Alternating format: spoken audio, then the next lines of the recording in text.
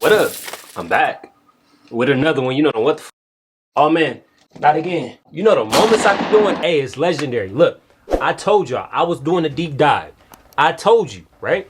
So, hey, comment down right now what you want to see me react to next. Make sure your post notification is on as well, because I got new videos dropping every day. But that's besides the point. The point is, we got 10 reasons not to move to Australia. 10 reasons. Now I'm intrigued because I want to know what would be the reason. Let's get into it. Comment down right now what you think one of the reasons not to move to Australia.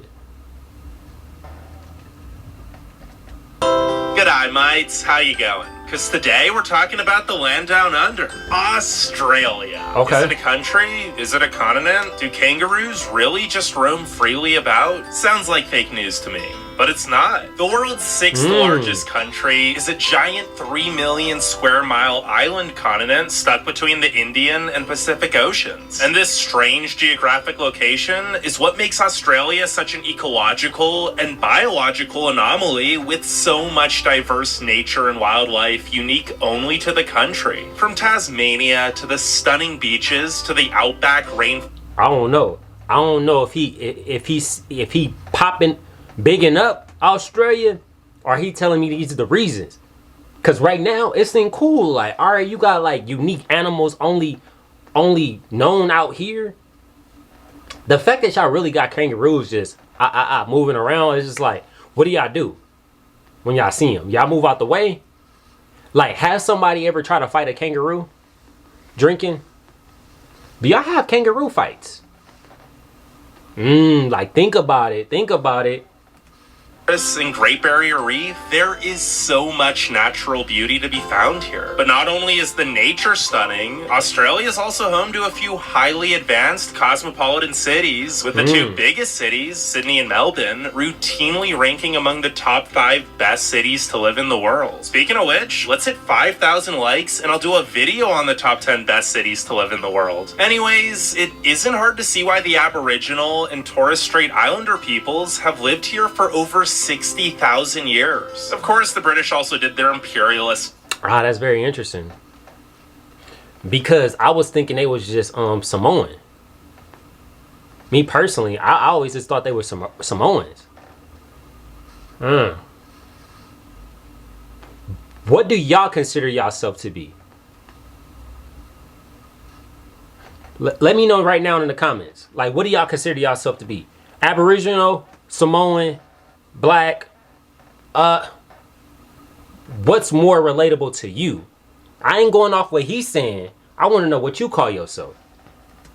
And claimed the continent in 1788 as a penal colony for their convicts, but Australia eventually gained independence in 1901. And since then, the land down under has become a country with one of the highest qualities of life, a great healthcare and education system, incredibly low crime. See, he ain't really saying the reason. Like, low crime, great healthcare, that's a win, right? In my opinion.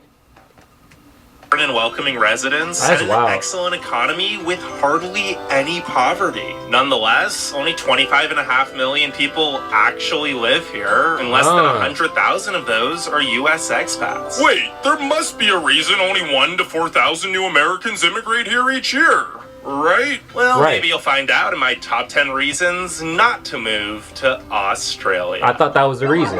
We was watching it. It gets hot. Contrary to popular belief, what's normal hot? Because like is it like Texas hot? Cause Texas, it's hot.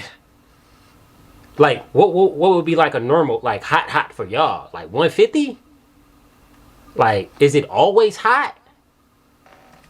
Australia isn't all perfect year-round temperatures. Well, unless you're in Sydney or Perth, but even those get some bad days each year. And although a few cities on the southern coast and Tasmania actually get hit by really cold fronts coming up from Antarctica, the real issue in most of Australia is the heat. There Okay. is a reason nearly 90% of Australians live within 50 kilometers of the coast. The heat makes the rest of the country basically unlivable, especially in the outback where temperatures can reach 50 degrees Celsius. That's 122 Fahrenheit. Heck, it gets so hot in the desert here that the opal miners back in the day ended up building an underground settlement called Cooper Pedy to protect them from the heat. It's pretty cool, actually. And Dang.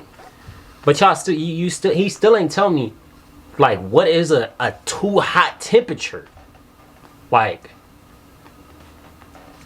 the cooling effects of the ocean make the coastal areas more livable. Most of the cities will still get days above 40 degrees Celsius during the summer. Add in some of the most beautiful beaches in the world with tons of sunny days to enjoy, and the fact that you're pretty darn close to the equator, and it isn't hard to see why 2/3 of Australians are diagnosed with skin cancer by the age of 70. Damn. And I'd be remiss to not talk about that other thing the heat and sun cause as well. Bushfires. You've probably already heard about the wildfires that have decimated 46 million acres and killed 451 people this past year alone. But sadly, it's not the first, and it definitely won't be the last. damn. The crazy thing about it is, that was only the top 10. That's like one reason. The heat and the bushfire. That's enough right there, I would say. Like, do y'all wear a lot of sunscreen? Or it's like not really big? Mobile games are going big.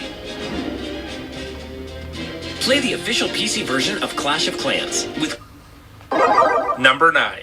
It's isolated. You might have wondered why so many Australians have left their beautiful homeland that seems a lot like paradise to most Americans. But the reality is that many Aussies feel trapped, lonely, and isolated from the rest of the world. And while you may Why is think that? that's silly, since you can just hop on a plane and fly to a nearby country like Indonesia or Singapore, it actually isn't so simple. Most Australians live in the southeastern part of the country, so a flight to anywhere other than New Zealand means crossing the giant continent of Australia and then some, or just the entire Pacific Ocean. Basically, even those close countries end up being anywhere from a 6 to 10 hour flight away. It's at least a 14-hour flight if you're going to the US, and you should Damn. expect to spend over 24 hours in airplanes and airports if you want to visit anywhere in Europe. And before you Damn. comment, so what if other countries are far away? Australia's huge, just explore that. Well, the thing about that is that Australia I thought it was too hot. So, like, I don't think you want to explore.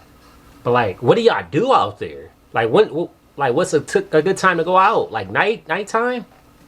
isn't just isolated from other countries. The cities here are actually really isolated from each other. The land down under is the third least densely populated country in the world, with just 3 people per square kilometer. And it only has 5 real cities with metro populations over 1 million residents. So, Damn. as I'm sure you can guess, the population centers are very spread out, and most of Australia is very remote. For example, the 2 closest big cities would be Sydney and Melbourne, but they're still an 8.5-hour drive apart. Melbourne to Brisbane's an 18-hour drive, Adelaide to Darwin's a 31-hour drive, and Sydney to Perth is a 41-hour Hell no, that's too much driving. I feel like y'all just need to create other cities then. That would be the best. That would be the best way to do it. Create like a little hub. Cause it's looking like a bunch of land that's not even. No one's really touching. So like if y'all just start building, probably y'all have something to do. I don't know, but what the hell? Like who's doing all this driving? trek with pretty much nothing in between. Number 8. Time zones. Speaking of isolation, Australia isn't just physically isolated from other countries. You're also going to have trouble keeping in touch with your family or friends back home unless they live somewhere in Asia. Australia is an entire Pacific Ocean away from the US and 2 continents length away from Europe, so the time zones are practically exact opposites. Now, Australia has 3 main time zones, but for the sake of just showing how different the times are, when it's 7 a.m. in Sydney, it's 10 p.m. in London, London, and when it's 6 a.m. in Perth, it'd be 6 p.m. in New York. I get that this is just more of an inconvenience than a huge deal, but it can get pretty tedious trying to schedule a call with your international family and friends. Yeah. Number 7. The internet sucks. If you finally do manage to get a hold of your family and friends, time zones might not be the only thing that get in the way. Because even if you schedule that Zoom call perfectly, the internet might just randomly cut out or start lagging, and by the time it's fixed, it's probably the other person's bedtime. Sure, Dang. the United States isn't anywhere near the best when it comes to internet speeds compared to most developed countries, but it's light speed compared to Australia, which is only ranked as the 43rd best country for internet. And no, I don't just mean that on average it has relatively slow download and upload speeds. I mean the most expensive plans still disconnect or lag frequently, and a lot of the plans actually... That's crazy. We need to do something about this internet problem. Like, what? So, it's bad enough y'all gotta drive across town, like damn near a half a day to go somewhere, but then y'all can't even have proper internet? What is going on? Data caps. Who does that anymore? A Yeah. 200 gigabyte a month plan in Brisbane with download speeds only up to 12 megabits per second will cost just $65 a month. And don't even think about going over, or you'll have to pay an outrageous fee, and your internet speeds will slow down to 256 kilobytes per second. What developed nation has any internet speeds under 1 megabit per second? Yeah, that's stupid. That's just ridiculous. That's stupid. I feel for y'all because it's like what? I mean, I see why people be moving. That's what they saying. He said y'all be moving, but then it was like, yeah, I was over here like, damn, y'all got free healthcare. You feel me? So then it's just like, do you be residency for the free healthcare? Dibble and dabble. Like, what did y'all be doing then? I see why cockroach is a sport. Number 6. Everything wants to kill you. If the frustratingly slow internet speeds are enough to make you want to go on a digital cleanse and take a camping trip out in the wilderness, well, don't, because literally everything here is trying to kill you. Yeah, Australia's home to box jellyfish, stonefish, tons of poisonous snakes and spiders, blue-ringed octopuses, stingrays, sharks, and the largest saltwater crocodiles in the world. Damn. Wait, did you think I was done? No, I'm just getting started. Because kangaroos, dingoes, cassowaries, emus, cone shells, and drop bears can all pose serious threats. Okay, well, maybe not the drop bears since they don't actually exist, but the rest of those animals have all taken human Hell lives. no. Australia just isn't a place where you can spontaneously go for a hike or swim without being very cautious of your surroundings at all times. Heck, there's a story of a man being snatched out of his boat in a river by a giant crocodile while he was just going fishing with his family. Although don't get too worried, because you're actually more likely to die by falling off a horse than from one of the deadly critters here. Just be careful and respect the animals whose homes you're visiting. Yeah. Except for kangaroos. Well, you might think they're so cute and cuddly. They can fighting? be vicious, and many Australians actually see them as pests. The only reason the country hasn't declared war on them yet is because the kangaroos outnumber Australians 2-1, and the Aussies don't want to repeat of what happened in the Great Emu War of 1932. Spoiler alert, the emus won. Number 5. Bad drivers. While many Aussies try to blame the kangaroo and their lack of road sense as the reason for so many car accidents, only 7,992 kangaroo collisions actually occurred in 2019, which was less than 5% of the total automobile accidents in Australia. So maybe the drivers should start taking a little more responsibility. Now, of course, every town, city, state, and country is going to have its fair share of bad drivers, but the drivers in Australia are really some of the worst in the world, and I'm not just saying this as some American trying to diss Australia, because I love Australia, and even people from Australia will admit that the drivers here... Why y'all bad at driving? Like, what be having your attention? I need to know. I need to know, like. I need an answer. Are terrible. In fact, Aussies actually upload more videos of illegal and bad road behavior than any other country. Dang. Number 4. It's expensive. Aside from the aforementioned incredibly expensive internet, pretty much everything else here is expensive too. Because while Australia is big, it's still an isolated island, so a lot of things have to be shipped over long distances to get here. Of course, the cost of living varies based on location, with it generally being cheaper the farther you get from the coast and major cities, but Australia as a whole is pretty pricey. Granted, it is balanced out by the decent job pay, since Australia actually has the highest after-tax minimum wage of any country and a top 10 average income at around $64,000 US per person per year. But then again, this also just creates an expensive cycle, since the high minimum wage means high production costs, which means it's cheaper to import goods, but imported goods are expensive, and well, that's just economics. And even though most of the wages are livable, they're not necessarily enough to buy a home, especially in Sydney or Melbourne, where the median home values are 1.15 million and 855,000 Australian dollars respectively. That's nearly 820,000 US dollars for your average home in Sydney. Number 3. Places close early. To add on to the fact that things are expensive here, it might be difficult to even buy said things if you're working normal hours, since most shops, stores, and restaurants usually close by the time the sun sets during the week. And if they operate at all on the weekends, they're probably going to have even more limited hours. This one isn't a huge deal once you're used to it and plan accordingly, but Is it because y'all value family? So like sunset, we say sunset hit 5 o'clock, everything closed. So it's just like, all right, that's the time for you to spend with your family. And then y'all close most things at like 2. So it's just like, I go out. I need answers. I need answers. Be a big culture shock if you're coming from the States where there's an abundance of 24-hour businesses. Now, to be fair, a few places do actually stay open later if you're in a big city like Sydney, Brisbane, or Melbourne, but it's hard to buy things past 5 or 6 p.m. pretty much anywhere else.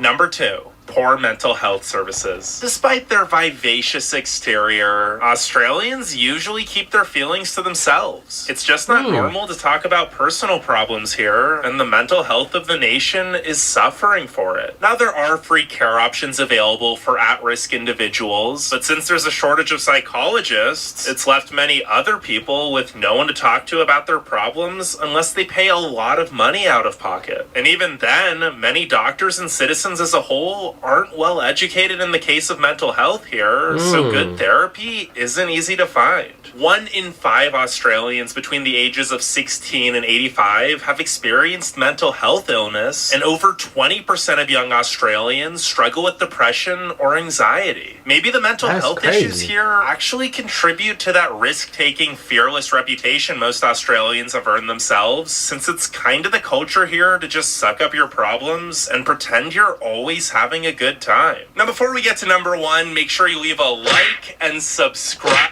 That's crazy. So then do you like, since it's like depression, like y'all just drink y'all problems away? Like, what do y'all do? He said y'all just stay to yourself, but like, what do y'all vice? What are y'all vices? And if you'd want to see more videos about Australia or any other countries in general, let me know in the comments. But without further ado, number 1. The immigration process is very difficult. While visiting Australia is as easy as having a valid passport, filling in an online application, and paying a small fee, becoming a permanent resident is incredibly difficult for US citizens. Now, for young Americans eager to explore the world, Australia does offer a program known as the Working Holiday Visa, which allows you to live in the country for a year or 2 in exchange for paid work. But if you want to move here permanently, there are a lot of requirements, such as a confirmation of funds, a skill set assessment, proficiency in English, a health exam, no criminal record, and being under the age of 45. For the most part, you either have to have a lot of money saved up and plan to start a business in Australia, or offer a highly desired skill that no available Australian worker has. So while it's definitely easier to move here than to certain countries in Europe, it's still very difficult for your average American to immigrate here permanently, and that's probably why only 1,000 to 4,000 Americans do it each year. I'm sure more would have. Damn, that's crazy. You got to do like a whole proficiency test. They want to see if you like good, you got like your blood good, your health good before they like, you're not about to bring that nonsense over here.